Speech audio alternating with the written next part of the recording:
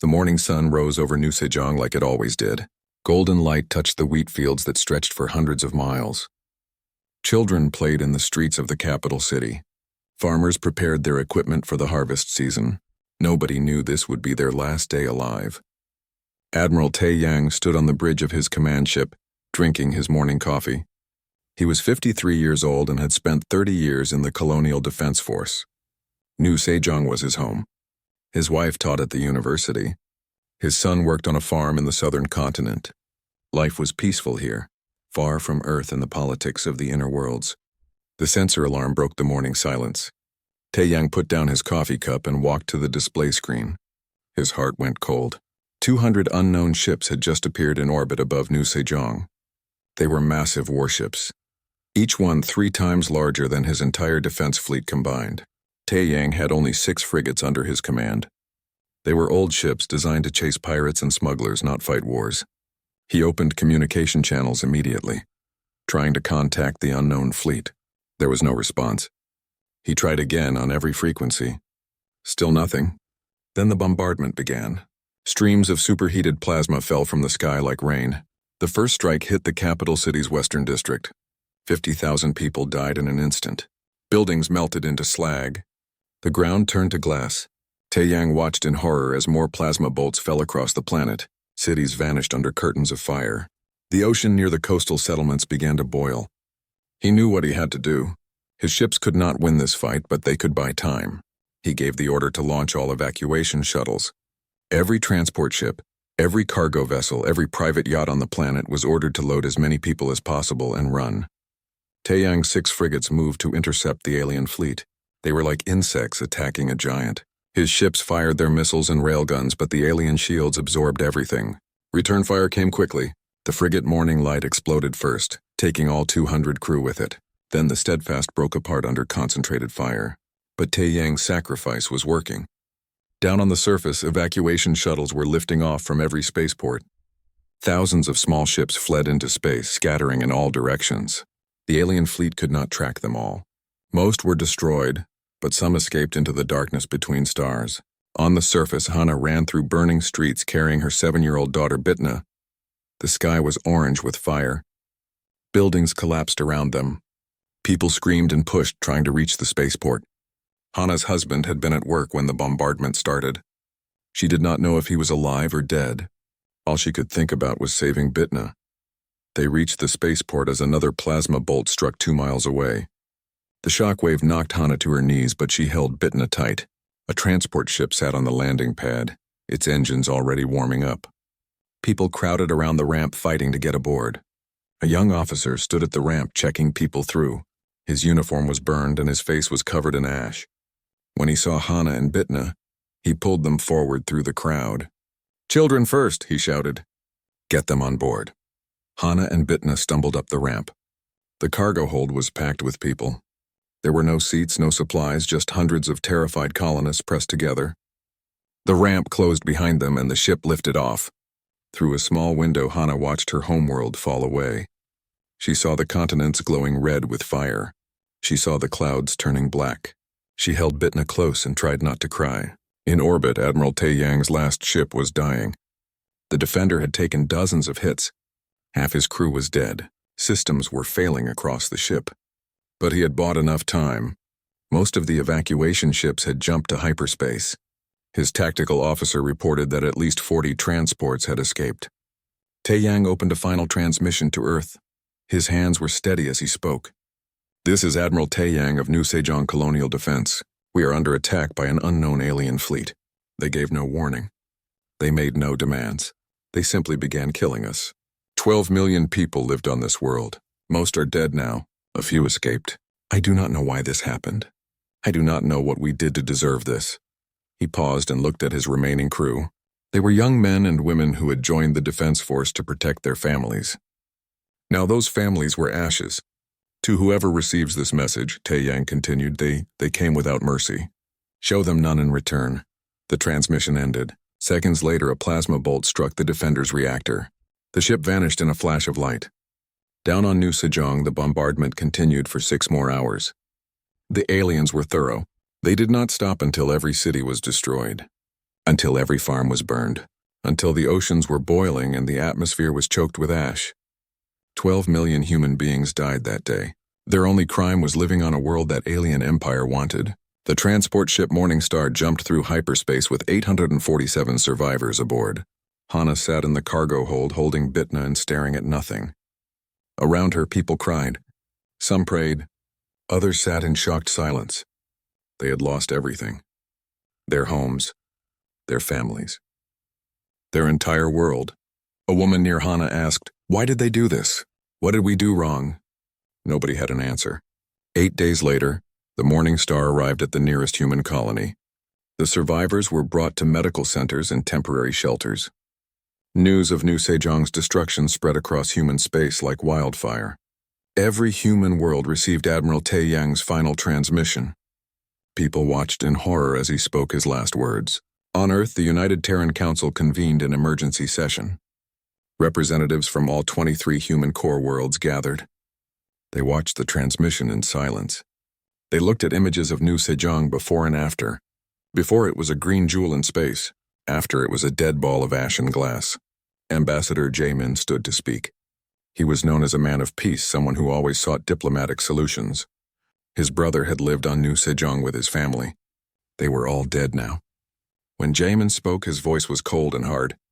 The Velcrim Dominion believes we are weak because we choose diplomacy. They think we will accept this. They are wrong. He looked around the chamber at the other representatives. The Velcrim will learn what humanity becomes when you slaughter our children. They burned our world. Now we will burn their empire to the ground. The vote was unanimous. Every representative voted yes. Earth activated Protocol Crimson. Totavar. No negotiations, no mercy. Complete victory or complete destruction. Humanity had been peaceful. Now humanity would show the galaxy what it looked like when humans went to war.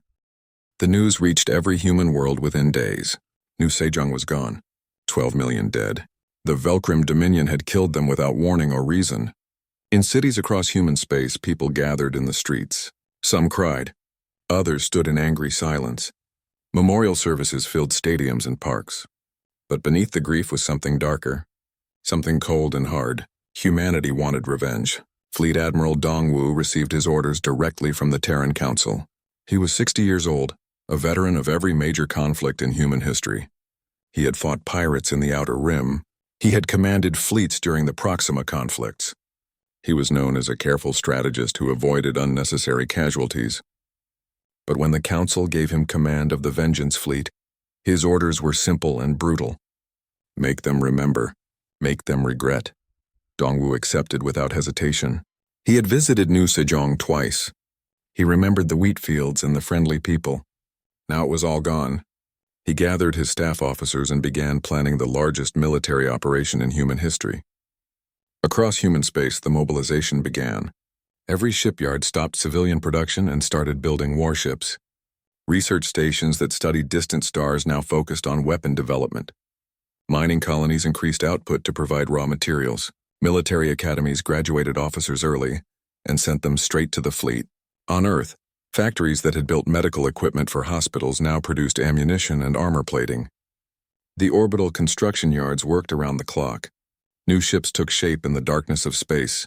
Cruisers, destroyers, carriers, and something new, something humanity had never built before. Dreadnoughts. The dreadnoughts were massive ships, each one a mile long. They carried experimental weapons that civilian scientists had developed over the past decade. Quantum disruption cannons that could tear through any shield. Gravity wells that could trap enemy fleets. These were weapons designed not for defense but for total destruction. Dr. Kyung-suk led the weapons development team. She was a physicist who had spent 20 years studying exotic matter and quantum fields. Before New Sejong, her research was purely theoretical. Now the government wanted her to turn theory into weapons. She worked 18 hours a day, barely sleeping, driven by the images of burning cities she could not forget. Her team developed the Cascade Protocol. It was a weapon that could collapse a star, destroying everything in the system. When she first presented it to Admiral Dongwu, her hand shook. "This weapon violates every treaty humanity has signed," she said. "If we use this, we cross a line we can never return from." Dongwu looked at the technical specifications without emotion. They voided those treaties when they burned New Sejong. Build it. We may need it. Commander Hyun received command of the dreadnought Unbroken. He was 42 years old, the son of farmers from New Sejong. His parents had died in the bombardment. When he took command of the Unbroken, he ordered the names of all 12 million dead engraved on the ship's hull. It took 3 weeks to complete. The names covered the entire outer surface of the ship in tiny letters. From a distance, the hull looked gray. Up close, it was a memorial. Captain Subin commanded the carrier Righteous Fury. She was 35 years old and had been a fighter pilot before rising through the ranks. Her carrier housed 500 fighter craft and their pilots. These pilots came from every human world. Some were military veterans. Others were civilians who had learned to fly and volunteered for the war. All of them had lost someone on New Sejong. 8 months after New Sejong's destruction, the Vengeance fleet assembled in Earth orbit. The sight was incredible. 500 capital warships formed the main battle line. 2,000 cruisers and destroyers provided support. 10,000 fighter craft waited in their carriers. 50 dreadnoughts, including the Unbroken, formed their own formation. The fleet stretched for thousands of miles across space. It was the largest military force humanity had ever created. Every ship was crewed and ready. Every weapon was loaded. Every system was checked and double-checked. They were ready to bring war to the Velcrim Dominion. Before the fleet departed, Hana addressed them via transmission. The survivors of New Sejong had been brought to Earth, given new homes and support. But nothing could replace what they had lost. Hana stood before the cameras, holding Bitna's hand. The transmission was broadcast to every ship in the fleet and to every human world. "My name is Hana," she began. Her voice was steady, but her eyes showed her pain. "I am from New Sejong. I was a civil engineer. I helped build the water treatment plants in the capital city. I had a good life, a husband who loved me, a daughter who made me laugh every day, friends and neighbors who were kind." She paused and looked directly at the camera. "The Velcrim took all of that away. They gave no warning, made no demands. They simply appeared in our sky and began killing us. I watched my city burn. I watched people I knew die in the streets. I ran through fire carrying my daughter, not knowing if we would survive the next second." Her voice grew harder. "We survivors carry the memory of 12 million souls. My husband is dead. My friends are dead. My neighbors are dead. The children who played in the park near my house are dead. An entire world of good, peaceful people who never hurt anyone is gone." She squeezed Bitna's hand. "You are the Vengeance fleet. You carry the hope of everyone who survived. You carry the memory of everyone who died. Make their deaths mean something. Show the Velcrim that humanity will not accept this. Show the galaxy that there is a price for genocide." The transmission ended. Across the fleet, sailors and soldiers watched in silence. Many cried. Others felt anger burning in their chest.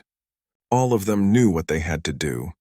Admiral Dongwu stood on the bridge of his flagship, the super carrier Eternal Resolve. He looked at the fleet stretching across space. 500,000 men and women under his command. Most would not survive the war. He knew that. They knew that. But none of them hesitated. He opened a fleet-wide channel. His voice was calm and clear. "This is Admiral Dongwu to all ships. We depart for Velcrim space in 1 hour. Our mission is simple. We will dismantle the Velcrim Dominion piece by piece. We will destroy their military. We will break their empire. We will make them answer for what they did." He paused, then continued. "But remember this. We are not them. We will destroy military targets. We will kill soldiers. But we will not murder civilians. We will not bomb cities. We are not bringing genocide. We are bringing justice," the fleet acknowledged. Engines warmed up. Hyperspace drives charged. Weapon systems came online. Earth Control gave final clearance for departure. At exactly 1400 hours, the Vengeance fleet jumped to hyperspace. 500 capital ships vanished in flashes of light. 2,000 support vessels followed. 10 carriers with their fighter wings jumped last. The space around Earth was suddenly empty. The fleet was gone, racing through hyperspace toward Velcrim territory. The journey would take 2 weeks. When they arrived, the war would begin. On Earth, people gathered in cities to watch the departure. They stood in silence as the ships vanished. Some prayed for the fleet's success. Others prayed for the souls of the sailors. Everyone knew this was a moment that would be remembered for centuries. Humanity had always been explorers and builders. They spread across the stars peacefully. They traded with aliens. They shared technology and culture. They chose diplomacy over violence whenever possible. But the Velcrim had made a terrible mistake. They thought humanity's peace meant weakness. They thought humans would accept the murder of 12 million and do nothing. They were wrong. Now they would learn what happened when you pushed humanity too far, when you killed their children, when you burned their worlds. They would learn that beneath the peaceful exterior was something ancient and terrible, the capacity for absolute total war. The Vengeance Fleet was coming, and the Velcrim Dominion would burn. The Vengeance Fleet did not rush straight to the Velcrim homeworld. Admiral Dongwu had planned this campaign carefully. He would not simply attack and hope to win. He would systematically dismantle the Velcrim Dominion piece by piece until nothing remained. The first target was the military station of Kernvak. Intelligence reports showed this was where the attack fleet had been assembled before they destroyed New Sejong. The station orbited a small moon in the outer territories of Velcrim space. It was heavily armed and defended by 20 warships. Commander Hyun led the assault with his dreadnought Unbroken and 50 supporting vessels. They jumped into the system without warning, just as the Velcrim had done to New Sejong.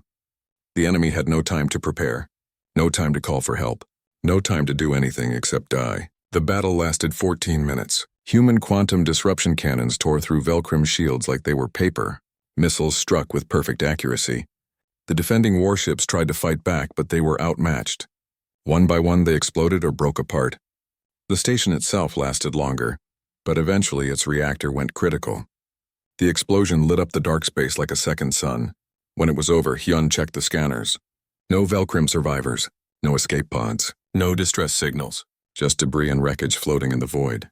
He opened a channel to Admiral Dongwu. Kernvak station is destroyed. No enemy survivors. Dongwu's response was cold. Good. Leave the wreckage as a monument. Let them see what happens when they murder our worlds. The second target was Morthal, an industrial planet where the Velcrim built their warships. It had massive shipyards and weapons factories. Destroying it would cripple the Velcrim's ability to rebuild their fleet. But Morthal also had civilian cities with millions of people. Captain Subin led the attack with her carrier Righteous Fury and its 500 fighters. The mission was precise. Destroy every military target. Do not harm civilians. It was a difficult task, but Subin and her pilots were professionals. The fighters swept through Morthal's defenses like a storm. They identified each target carefully. Shipyards exploded under missile strikes. Weapons factories burned. Military bases were reduced to rubble. But the residential areas were left untouched. Hospitals were avoided. Schools were marked as no-strike zones. The civilian Velcrim watched in fear as human fighters screamed through their skies. They expected death. They had heard what their empire did to New Sejong. They thought the humans would do the same to them. But the humans did not fire on civilian targets. They destroyed only military infrastructure. After 6 hours, Captain Subin recalled her fighters. Every military target on Morthal was destroyed, but the cities stood intact. She sent a broadcast to the planet in the Velcrim language. We are not you. We do not murder civilians. We do not bomb cities. But make no mistake, if your military tries to use you as shields, we will come back. Admiral Dongwu was satisfied with the operation. We are brutal but not monsters, he told his staff. We will destroy their ability to make war, but we will not become what we hate. News of the attacks spread through Velcrim space rapidly. Their supreme overlord Carthun received reports in his throne room on the homeworld. At first he dismissed them. They are merchants and farmers playing soldier, he said to his military commanders. Let them have their small victories. They will tire and go home. But the attacks continued. Human fleets appeared at military bases, shipyards, and supply depots across Velcrim territory. Each target was destroyed with overwhelming force. The Velcrim tried to respond, but their fleets could not catch the fast-moving human ships. Every time they assembled a defense, the humans attacked somewhere else. After 3 months, the Velcrim had lost 40 military installations and over 300 warships. They were bleeding resources and personnel. Panic began spreading through their ranks. This was not how wars were supposed to work. The Velcrim were used to being the ones who attacked. They had never faced an enemy this determined. Carthun finally realized this was serious. He called his military advisors together. Assemble the Grand Armada, he ordered. Every available ship. We will meet them in battle and crush them. The Velcrim scraped together every warship they had. 800 vessels gathered at a staging point in the Shorkan Nebula. It was the largest fleet the Dominion had ever assembled. They waited there, hoping to lure the human fleet into a trap. Admiral Dongwu received intelligence reports about the Grand Armada. His officers advised caution. 800 ships was a significant force, but Dongwu had no intention of avoiding the battle. This was an opportunity to break the Velcrim military power in one engagement. The Vengeance fleet jumped into the Shorkan Nebula with 600 ships. The two fleets faced each other across the glowing gases of the nebula. For a moment there was silence. Then both sides opened fire. The battle was chaos. Ships exploded in brilliant flashes of light. Missiles crossed the space between fleets. Energy beams cut through shields and armor.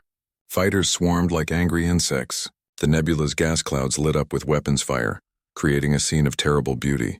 The Velcrim had numbers. The humans had better technology and desperate courage. Neither side would retreat. Neither side could afford to lose. The battle raged for 3 days without stopping. Crews fought without sleep, running on stimulants and pure determination. Lieutenant Jin Ho commanded a destroyer that took heavy damage on the second day. His ship's engines were failing. Life support was critical. Half his crew was dead or wounded. His captain ordered him to retreat, but Jin Ho saw a Velcrim flagship breaking through the human lines. If it got through, it would destroy 3 human carriers. Jin Ho made a decision. He locked the controls and set his ship on a collision course with the Velcrim flagship. His remaining crew evacuated in escape pods. Jin Ho stayed at the controls, guiding his dying ship toward the enemy. The last thing he transmitted was, "For New Sejong." His destroyer smashed into the Velcrim flagship at full speed. Both ships exploded in a massive fireball that lit up the entire nebula. The blast took out 2 more Velcrim cruisers that were nearby. When the battle finally ended, the space around the nebula was filled with wreckage. Broken ships drifted in the void. Bodies floated among the debris. It was a graveyard for thousands of sailors from both sides. Admiral Dongwu stood on his damaged bridge and reviewed the casualty reports. He had started with 600 ships. Now only 127 were still operational. Tens of thousands of human sailors were dead. But he looked at the scanners showing Velcrim wreckage. Only 43 Velcrim ships had escaped the battle. The Grand Armada was destroyed. Dongwu opened a transmission on all Velcrim military frequencies. He wanted every Velcrim commander to hear his words. "This is Admiral Dongwu of the Terran Vengeance Fleet. You assembled your greatest armada to stop us. We destroyed it. You have lost half your territory. Your shipyards are gone. Your supply lines are cut. Your military is broken." He paused, letting his words sink in. "We are coming for your homeworld. We are coming for your supreme overlord. We are coming for everyone who participated in the destruction of New Sejong. You have 2 choices. Surrender now or die fighting. Those are your only options." The transmission ended. Across Velcrim space, military commanders listened in shock. Their Grand Armada had been defeated. The humans were not stopping. They were not negotiating. They were simply destroying everything in their path. On the Velcrim homeworld, Carthun heard the transmission. For the first time, fear touched his heart. He had made a terrible mistake when he ordered the attack on New Sejong. He had awakened something in humanity that he did not understand. He had turned peaceful explorers into vengeful warriors, and now they were coming for him. The Velcrim Dominion was collapsing. In 6 months of war, humanity had destroyed 17 Velcrim worlds' military infrastructure. Their fleets were scattered. Their supply lines were broken. Their empire was falling apart. On some Velcrim worlds, local commanders were already surrendering or fleeing. Others fought desperately, knowing defeat was coming. Supreme Overlord Karathun sat in his throne room reading casualty reports. His military advisors stood in silence. Nobody wanted to speak first. Nobody wanted to admit the truth. The Velcrim Dominion was losing a war they had started. In his private chambers, Carthun's senior military commander finally spoke the words everyone was thinking. "Supreme Overlord, we cannot win this war. The humans are too strong, too determined. If we continue fighting, they will destroy everything." Carthun slammed his fist on the table. "We are the Velcrim! We have conquered 300 worlds. We do not surrender to anyone." The commander bowed his head. "Then we will die, my lord, and take our entire civilization with us." The words hung in the air. Carthun knew they were true. He had started this war by destroying New Sejong. He had thought it would intimidate humanity. Instead, it had united them in fury. Now he was paying the price. Ambassador Dalvik, the Velcrim's most experienced diplomat, suggested a different approach. We should seek negotiations. The Galactic Concordat can mediate. Perhaps we can reach a peace agreement before the humans reach our homeworld. Carthun hated the idea of asking for peace. It felt like weakness, but he had no choice. Contact the Concordat, he ordered. Request their mediation. The Galactic Concordat was a coalition of 40 alien species that maintained peace and trade across known space. They had stayed neutral during the war, not wanting to take sides. But they were concerned about the conflict spreading. They agreed to host peace negotiations on a neutral station. Ambassador Jamin represented humanity. He was the same man who had called for war 8 months earlier. His brother's family had died on New Sejong. Now he traveled to the neutral station to hear what the Velcrim had to say. The meeting took place in a large chamber designed to accommodate different species. Ambassador Dalvik arrived with a team of assistants carrying data files and treaty proposals. Jamin arrived alone, carrying nothing. Representatives from the Galactic Concordat sat between them. A senior Concordat official opened the meeting. We are here to discuss terms for ending the war between humanity and the Velcrim Dominion. Ambassador Dalvik, please present your offer. Dalvik stood and activated a holographic display. The Velcrim Dominion acknowledges mistakes were made in the incident at New Sejong. We are prepared to offer the following terms to end hostilities. The display showed a list of concessions. Complete withdrawal from disputed territories. Economic reparations in raw materials and technology. Dismantling 70% of Velcrim military forces. Public acknowledgement of wrongdoing. Punishment for the fleet commanders who carried out the attack. Dalvik spoke carefully. We understand humanity's anger. We are willing to make significant sacrifices to end this war. These terms represent the maximum we can offer while maintaining our civilization's survival. The Concordat representatives nodded. One of them turned to Jamin. Ambassador, these terms are substantial. They represent a genuine offer of peace. How does humanity respond? Jamin sat quietly for a long moment. His face showed no emotion. Then he reached into his pocket and pulled out a small data device. Before I respond, I would like the Concordat representatives and Ambassador Dalvik to watch something. He activated the device. A holographic recording began playing. It showed New Sejong from orbit on the day of the attack, the peaceful planet with its blue oceans and green continents. Then the Velcrim fleet appeared. Plasma bolts began falling from the sky. The recording showed cities burning, people running through streets as buildings collapsed, children screaming, the ocean boiling, 12 million people dying over 6 hours. The recording included audio, the cries of the dying, the last transmissions from people trapped in collapsing buildings, mothers calling for their children, children crying for their parents. Admiral Taeyang's final message as his ship was destroyed. Ambassador Dalvik turned away from the display. He could not watch. Several Concordat representatives looked physically ill. The recording continued for 10 full minutes, showing the complete destruction of an entire human world. When it ended, Jamin spoke quietly. That is what your empire did, Ambassador Dalvik. Not to soldiers, not to military targets, to civilians, to families, to children. You celebrated this as a great victory. Your supreme overlord called 12 million human lives acceptable losses in your expansion. He stood and faced the Concordat representatives. Your offer is noted, Ambassador Dalvik. It is insufficient. You offer resources and territory. You offer to reduce your military. You offer to punish some commanders. None of that brings back the dead. None of that erases what you did. Dalvik found his voice. What do you want then? What would satisfy humanity? Jamin's voice was cold as ice. Total capitulation. Unconditional surrender. The complete dismantling of the Velcrim Dominion as a political entity. Every commander involved in New Sejong must face trial, and Supreme Overlord Carthun must be delivered to us for justice. The chamber erupted. Concordat representatives shouted in shock. Dalvik stood frozen, unable to believe what he was hearing. One Concordat official stood and addressed Jamin directly. Ambassador, this is too harsh. You are demanding the destruction of an entire civilization. This will destabilize the entire region.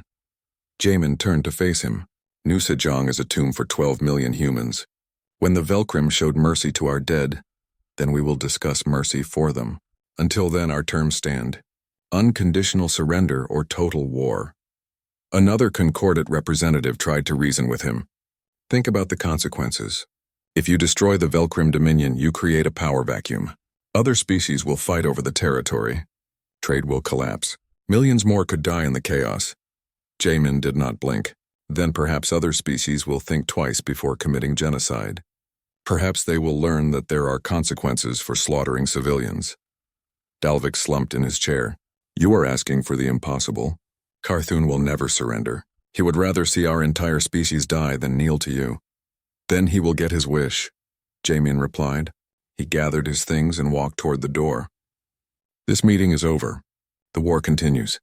The Concordat officials tried to stop him. Ambassador, please. Give us time to negotiate further. There must be a middle ground. Jamin paused at the door and looked back. There is no middle ground between genocide and justice. The Velcrim had a choice when they appeared over New Sejong. They could have negotiated. They could have made demands. They could have shown restraint. Instead, they chose to murder 12 million people. Now they live with the consequences. He left the chamber. The peace talks had lasted less than an hour. They had failed completely. The Galactic Concordat issued a statement condemning humanity's refusal to negotiate. Several alien species that traded with humanity severed diplomatic ties. The Concordat warned that if humanity continued its war of annihilation, they would face sanctions and possible military intervention. Admiral Dongwu received word of the failed negotiations while his fleet was resupplying at a captured Velcrim base. He was not surprised. He had not expected peace talks to succeed. He recorded a response that was broadcast across known space. To the Galactic Concordat and all concerned species, you ask humanity to stop. You ask us to negotiate. You ask us to show mercy. Where were you when New Sejong burned? Where was the Concordat when 12 million humans were dying? Where were the sanctions against the Velcrim? Where was the intervention to stop genocide? His voice grew harder. We asked you for justice. You offered us bureaucracy. We asked you for support. You offered us neutrality. Now you ask us to stop before we achieve victory. The answer is no. We will finish this war. We will destroy the Velcrim military. We will bring their leaders to justice. If that makes us pariahs in your eyes, so be it. We will stand alone. The transmission ended. Humanity became isolated in galactic politics. Trade agreements were canceled. Diplomatic channels closed. Several species began treating human vessels with suspicion and hostility. But human worlds did not care. The entire species was united in one goal: make the Velcrim pay for New Sejong. On Earth, Hana watched the news reports about the failed peace talks. She held Bitna close and whispered, "No mercy. They showed us none. They deserve none." The Vengeance fleet prepared for the final phase of the war. The Velcrim homeworld was next. The Vengeance fleet arrived at Velcros Prime 9 months after New Sejong burned. The Velcrim homeworld hung in space like a blue and green jewel. 40 billion Velcrim lived on that single planet. Cities covered the continents. Orbital stations ringed the planet. It was the heart of an empire that had stood for 3,000 years. Admiral Dongwu stood on the bridge of his flagship, looking at the planet on his display screens. He thought about New Sejong, about 12 million dead humans, about children who never got to grow up, about families torn apart, about an entire world turned to ash. The Velcrim had one last defense. 200 warships orbited their homeworld, along with hundreds of defense platforms and missile batteries. It was everything they had left. Every ship that could still fly, every weapon that could still fire. They would make their final stand here. Commander Hyun's dreadnought, Unbroken, moved into position at the front of the human formation. The names of New Sejong's dead were still visible on the hull, a reminder of why they were here. Captain Subin's carrier Righteous Fury deployed its fighters. They swarmed around the larger ships like protective insects. Admiral Dongwu opened a communication channel to Velcros Prime. He broadcast on every frequency so that every Velcrim could hear, military and civilian alike. His voice was calm but hard as iron. This is Fleet Admiral Dongwu of the Terran Vengeance Fleet. 9 months ago, your empire destroyed the human world of New Sejong. You killed 12 million people without warning or mercy. You celebrated their deaths as a victory. Now we are here to deliver justice. He paused, looking at the planet below. I offer you one final chance. Surrender Supreme Overlord Carthun and every commander who participated in the New Sejong attack. Stand down your military forces.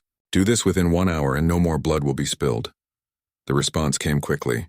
It was Carthun himself, speaking from his palace. His voice was defiant. We are the Velcrum Dominion. We do not surrender to anyone. We will never kneel before humans. If we die today, we die with honor. All forces defend your homeworld. Fight to the last ship. Dongwu closed the channel. He had expected this response. Carthun was too proud to surrender, too arrogant to admit defeat. The Supreme Overlord would rather see his entire species die than face justice. All ships, Dongwu ordered. Begin the assault. Destroy all military targets. Avoid civilian casualties where possible, but if they hide behind civilians, you are authorized to fire through them. The battle began. Human quantum disruption cannons fired first, their beams cutting through space. Velcrum shields absorbed the first hits but buckled under sustained fire. Defense platforms exploded in bright flashes. Missile batteries fired desperately, but human point defense systems shot down most of the incoming fire.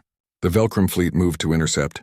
Their 200 ships charged forward, firing everything they had. Energy beams and missiles crossed the space between the fleets. The first human casualties came quickly. A destroyer took a direct hit and broke apart. A cruiser's shields failed and it vented atmosphere, but the humans were too strong, too experienced, too angry. Commander Hyun's Unbroken dueled directly with the Velcrum flagship Eternal Dominion. The two massive ships circled each other in orbit, trading devastating fire. The Eternal Dominion was larger, but the Unbroken was faster and better armed. Hyun targeted the enemy flagship's engines. Quantum disruption beams tore through armor plating. The Velcrum ship tried to return fire, but its shots went wide. Hyun pressed his advantage. More fire, more hits. Finally, the Eternal Dominion's reactor went critical. The ship broke in half and exploded, taking 3,000 Velcrum crew with it. Captain Subin's fighters swarmed the orbital defense platforms. Each fighter carried precision missiles designed to take out specific targets. The pilots were experts trained for months for this exact mission. They flew through defensive fire, taking losses but completing their runs. One by one, the platforms exploded or went offline. The battle raged for 18 hours. It was brutal and bloody. Human ships took damage, sailors died, but slowly, inevitably, the Velcrum defenses collapsed. Their ships were destroyed or crippled. Their platforms were silent. Their missile batteries were empty. By the 19th hour, it was over. The human fleet held orbital supremacy over Velcros Prime. The Velcrum military was gone. Admiral Dongwu looked at his casualty reports. 5,000 human sailors dead, 23 ships destroyed, 30 more heavily damaged. But they had won. Dr. Kyung-suk contacted Dongwu from the science vessel in the rear of the fleet. Her voice was shaking. Admiral, the Cascade Protocol is armed and ready. We can deploy it at your order. The star will collapse within 6 hours. Every Velcrum in this system will be dead by the end of the day. Dongwu stared at the planet below. 40 billion lives. He could end them all with one order. The Cascade Protocol would collapse the sun and everything in the system would die. It would be quick, painless, absolute. Ambassador Jamin's voice came over the secure channel. He was on Earth monitoring the battle.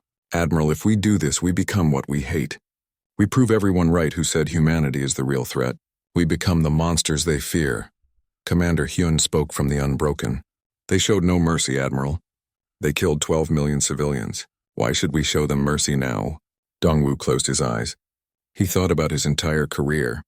30 years of service, hundreds of battles. He had always tried to minimize casualties, to protect the innocent, to fight honorably. But New Sejong had changed something in him. It had awakened a darkness he did not know he had. He thought about Hana's testimony, about her daughter Bitna, about all the children of New Sejong who died screaming.